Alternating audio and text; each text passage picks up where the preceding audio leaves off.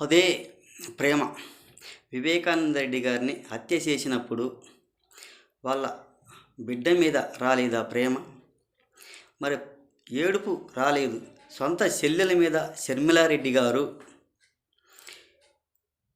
నీ సమయం ఉన్నప్పుడల్లా ఎలక్షన్లో సీఎం అయ్యేదాకా కూడా ప్రసారం చేయించుకొని రోడ్డు పాలు చేసిన మీ జగనన్న మీద కోపం రాలేదా?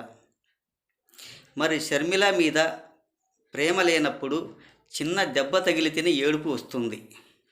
ఆంధ్రప్రదేశ్లో ఎన్నో హత్యలు, నేరాలు, ఘోరాలు అయ్యి ఎవరు చేశారు, ఎవరు చేయించారు? ఆంధ్రప్రదేశ్ సర్వనాశనం అయిపోతున్నా కానీ ఎవరు చేయించారు ఆంధ్రప్రదేశ్లో అన్నది అప్పుడు ఏం గుర్తుకు రాలేదా? మరి కోపం రాలేదా? మీ ప్రేమ ఆంధ్రప్రదేశ్ రాజధాని నుంచి రైతులు భూములు వాళ్ళు 5 ఏళ్ల నుంచి న్యాయం గురించి తిరుగుతూనే ఉన్నారు. మరి పాదయాత్ర చేస్తున్నారు, ధర్నాలు చేస్తున్నారు, కోర్టు చుట్టూ తిరుగుతున్నారు. మరి రాజధాని భూమి ఇచ్చిన రైతులకి న్యాయం జరగలేదు. మరి అప్పుడు రాలేదా ఏడుపు? మీ జగనన్నకి చిన్న దెబ్బ తగులుతూనే ఏడుస్తున్నారు. మరి సీఎం ఉండగా వాళ్ళు ఉండగా ఎంతో సెక్యూరిటీ సిబ్బంది ఉండగానే ఎవరికి తగులుతుంది? ఎవరు వేస్తారు? ఏ విధంగా వేస్తారు? ఒక్కసారి చెప్పండి మీరు.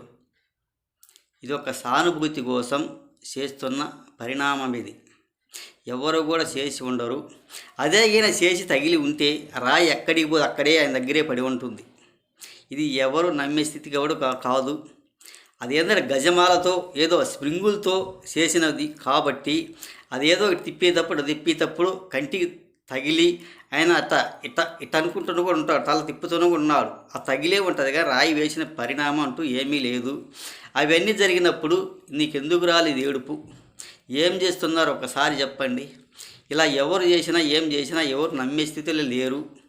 ఒక్కసారి రాష్ట్ర ప్రజల గురించి ఇంత చేసి ఏడవటం అది సరైనది కూడా కాదు.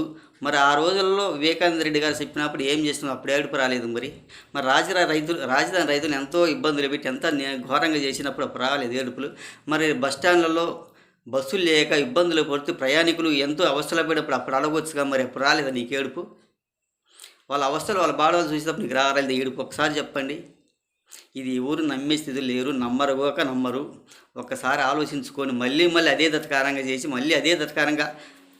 మళ్ళీ అధికారంలోకి రావాలంటే ఎవరు నమ్మే స్థితిలో కూడా లేరు. ఎవరు నమ్మరు.